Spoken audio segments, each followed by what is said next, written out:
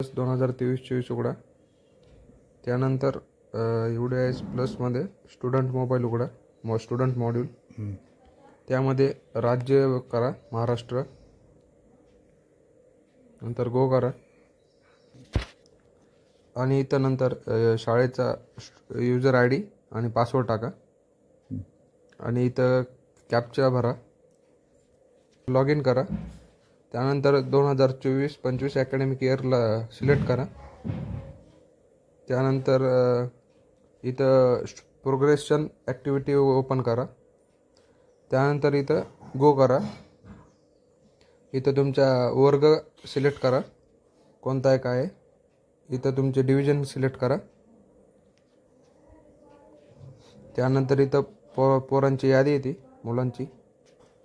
इथं मुलांची यादी आल्याच्या नंतर इथं जर मुलगा पास झाला आहे तर प्रमोटेड करा, किंवा यापैकी जे अयोग्य असेल ते योग्य माहिती भरा, प्रमोटेड करा.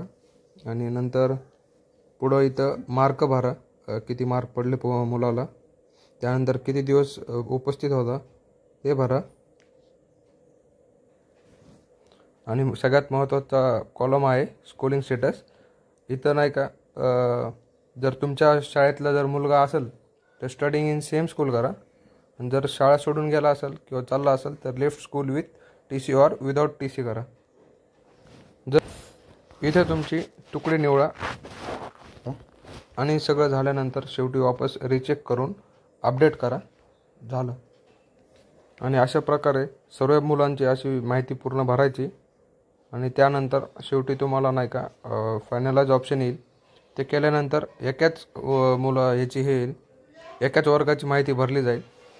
तर ते काळजीपूर्वक लक्ष ठेवावे. अशा प्रकारे तुम्हाला सगळ्या वर्गांची माहिती भरायची आहे आणि सगळं फायनलाइज करायचं आहे डाटा. तुम्हाला जर आमचा व्हिडिओ आवडला असेल तर आमच्या चॅनलला लाईक आणि सबस्क्राईब करावे. धन्यवाद.